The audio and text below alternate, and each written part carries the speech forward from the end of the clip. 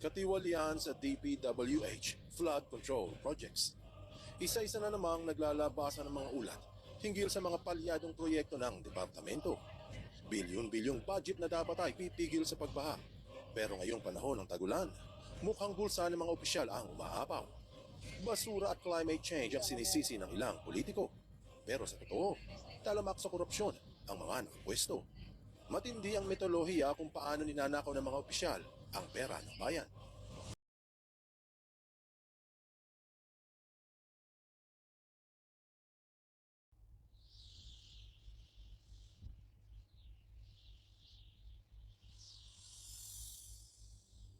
Noong dekada 90, isa sa mga pinakamainit na balita ang lumabas tungkol sa isang opisyal ng Department of Public Works and Highways o DPWH nang dahil sa kanyang nakapanghihinalang yaman.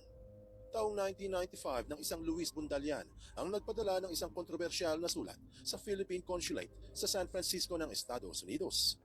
Isiniwalat niya sa liham ang isang mababang opisyal ng DPWH mula sa Pilipinas na nakabili umano ng magarang bahay sa Burbank, California na nagkakahalaga ng $100,000. Ayon sa lalaki, may impormasyon siya na ang nakuhang property ay posibleng binili gamit ang pondong nakalaan sana sa mga pampublikong proyekto para sa mga mamamayang Pilipino. Nang makarating ang reklamo sa Philippine Commission Against Graft and Corruption o PCAGC, pinatawag ang Regional Director na nagngangalang Edilio C. Montemayor. Dito nagpalusot ang opisyal at sinabi niyang hindi sa kanya ang bahay, kundi sa kanyang hipag. Pansamantala lang daw nakapangalan sa kanila ito para matulungan ng hipag. Gusto kasi nilang lumipat sa Amerika, kaya sakto raw ang lahat. Isang bahay na magagamit nila pansamantala at matutulungan pa ang hipag. Nagsumiti siya ng ilang dokumento tulad ng mga tseke sa pangalan ng hipag at isang quitclaim deed na nagsasabing hindi na sa kanila ang bahay. Subalit tumanggi itong magsumite ng kanyang salin at income tax return. Sa pagsisiyasat ng PCAGC, napagalaman ang presyo ng bahay ay halos 4 na milyong piso. Samantalang 168,000 pesos lamang ang kanyang taunang sahod. Hindi na ipaliwanag ni Montemayor kung saan galing ang perang pinambayad. Dahil dito, nagpa siya ang tanggapan ng Pangulo na tanggalin siya sa trabaho. Pero nagmatigas ang opisyal, umakyat ang kaso sa Court of Appeals. Sa huli, pinagtibay ang desisyong tanggalin si Montemayor. Sa mata ng korte, hindi kapanipaniwala ang kanyang kwento at walang sapat na ebidensyang nagpapakitang hindi siya ang totoong may-ari ng bahay. Magandang balita ito para sa mga Pilipino, pero hindi alam ng marami na dahil din sa kasong ito, mas tumalino ang mga magnanakaw sa departamento. Bagamat may mga tapat na kawani sa ahensya, hindi maikakaila na may mga opisyal na nasangkot sa iba't ibang paraan ng paglustay o pagnanakaw sa pondo ng bayan. Paano ba ninanakaw ng DPWH ang bilyong-bilyong pera ng taong bayan? Isa sa mga karaniwang modus na ginagawa ng ilang tiwaling opisyal ay ang ghost projects o mga proyekto lamang sa papel. Sa ganitong paraan, aprobado ang pondo para sa mga pang-infrastruktura gaya ng kalsada, tulay o paaralan. Ngunit sa katotohanan ay hindi naman ito nagawa. DPWH upang palabasin tapos na ang proyekto kahit wala namang nangyayari sa aktwal. Ang karaniwang palusot ay hindi pa raw nagagawa. Isa pang paraan ay ang pag-jack up ng presyo o sobra-sobrang presyuhan ng materyales at paggawa.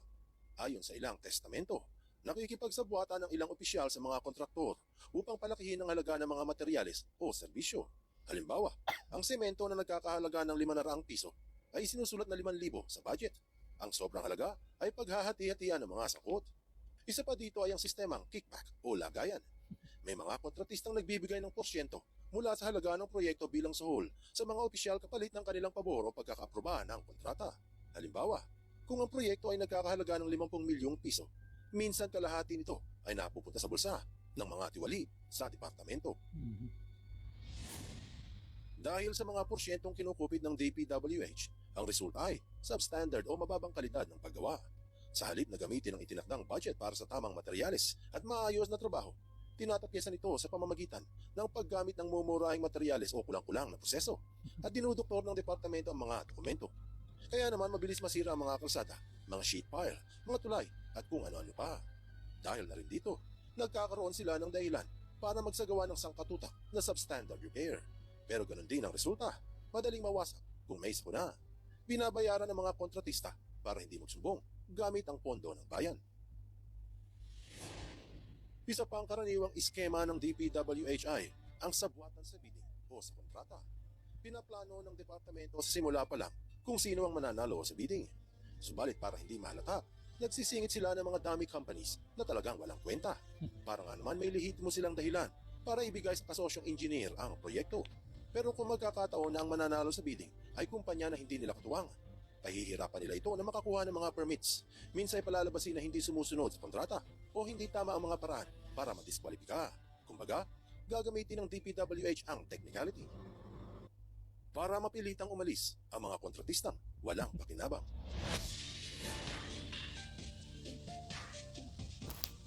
At yan ay panagutin ng mga may sala dyan sa mga nakaupo dyan sa DPWH na yan para magtanda ng mga hinayupak ng mga yan makukulong sila. Bilyon-bilyon ng mga pera dyan sa DPWH na yan, wala namang nangyayari, lubog pa rin sa baha. Grabe naman yun.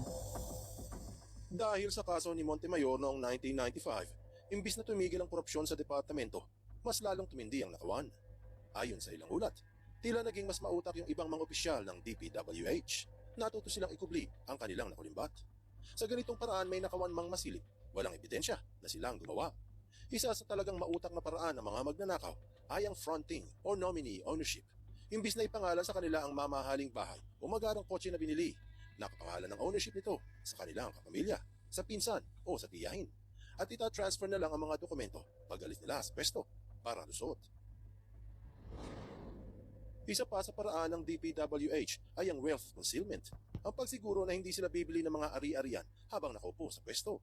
May nagtatayo ng shell company at dito ipapangalan ng owner ng bahay o kondo. Pag alis sa pwesto, doon gagawin ang acquisition o ang pagbili sa buong kumpanya kasama ang lahat ng pag-aari. Lusot din ito sa batas. Matapos ang kaso ni Montemayor, mas lumaganap ang korupsyon sa DPWH. Kung maaalala noong taong 2009, ipinahayag ni dating Senador Miriam Defensor Santiago na apocalyptic ang korupsyon sa DPWH at tinawag ang mga magnanakaw na mga bangkay na buhay na lumabag sa batas ng tao at sa batas ng Diyos. Taong 2020, ayon sa Malaya News, isang ari-arian sa Los Baños ang kinumpiska ng Sandigan Bayan mula sa dating DPWH Director na si Romeo Panganiban dahil sa idineclare na ang asset ay part of ill-gotten wealth.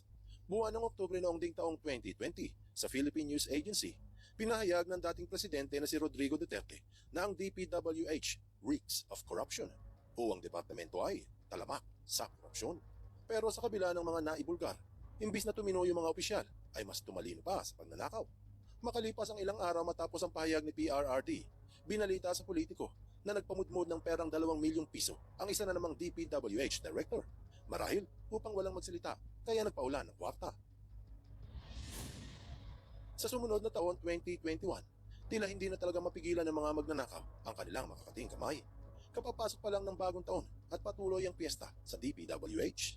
Sa Philippine News Agency, ibinulgar noong buwan ng Enero na 14 na district engineers ang tinanggal sa pwesto dahil sa korupsyon. Marami ang nagsasabi na nawalan na ng hiya ang mga magnanakaw sa departamento. Pati ang Department of Justice ay nagpahayag na rin noong buwan ng Hunyo 2021 sa Business World. Inulat na sa lahat ng local government, ang DPWH ay ang pinakamaraming reklamo pagdating sa korupsyon. Kasabay nito yung pahayag ni PRRD na mag-resign na yung mga gumagawa ng ghost projects sa DPWH. Matapos ang pahayag ng dating Pangulo, akala ng marami ay nagsitinuan na ang mga magnanakaw sa departamento.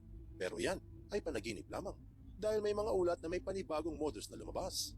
Napagalaman na kahit aprobado ang isang proseso, hindi pinipirma ng opisyal ang dokumento para walang bakas ng paper trails ang mga ghost projects, substandard work, fictitious repairs o isang bidding. Ngayong taong 2025, may pasabog sa Daily Tribune hinggil sa DPWH. Sinabi na isang halimbawa ng modus ng DPWH ay ang overpricing. Katulad ng mga dilaw na pangharang sa gilid ng kalsada na 20,000 pesos lang bawat metro. Ang presyo ng DPWH ay higit pa sa 100,000 pesos. Ang sobrang pera ay pinaghahatian ng mga kasangkot. Pero kahit anong bisto ang gawin, madaling makaisip ng ibang paraan ang mga nasa departamento. Sa PhilStar buwan ng Marso 2025, ilang opisyal naman ang nagsagawa ng vehicle ghost repair o kumukuha ng pondo upang ipagawa ang sasakyan ng departamento kahit na hindi totoo. Base sa ombudsman, nagduktor ng 4,406 na checking may halaga na 82,320,000 pesos. Nahuli ng Sandigan Bayan ang mga sangkot, pero hindi talaga nadadala ang mga makakatiyang kamay. Dahil inilabas ng Presidential Anti-Corruption Commission o PACC ang isang undercover video kung saan nahuli ang ilang engineers na tumatanggap ng tinatawag na Standard Operating Procedure Fee. Sa madaling salita, tumatanggap ng suhol. Ang kaso ni Emilio Montemayor noong taong 1995 ay mahalagang kaalaman para sa taong bayan. Natalamak na sa kaloob-looban ng Department of Public Works and Highways ang pagnanakaw sa perang hindi sa kanila. Naging kaalaman din ito sa mga magnanakaw. Imbis na ituwid ang katiwalian, ay mas nahubaran pa sila ng kahihiyan at naging dalubhasa sa kasamaang bagay. Hindi serbisyo publiko ang nasa isip ng mga gahaman ng DPWH. Kung hindi mabuhay ng marangya, kahit pang pinapakain sa kanilang pamilya, ay nakaw mula sa kabahan ng bayan. Dahil sa kaso ni Montemayor, namulat ang mata ng marami sa mapait na katotohanan. Kaya ang sigaw na mahiya naman kayo ay para lang maaliwalas na hangin sa mga hindi tinatablan. Kapal mix. Ang katiwalian sa DPWH ay tuloy-tuloy. Bilyon-bilyon ang budget na dapat sa taong bayan. Pero mukhang sa bulsa lamang ng mga opisyal na pupunta ang pera. Tinuring silang mga bangkay na buhay ni dating Senador Santiago. Pinag-resign ni FPRRD at ipinulgar ngayon ni PBBM. Pero malinaw na sila ay halimaw mula sa dagat-dagatang apoy. Nararapat na gugulin ang nalalabing buhay sa bilangguan habang inaamag ang kanilang namamahong kalamnan. Hindi batang sabi, itago mo man ang kasamaan sa lilim, sa dulo'y may hustisya at may ganting mariin.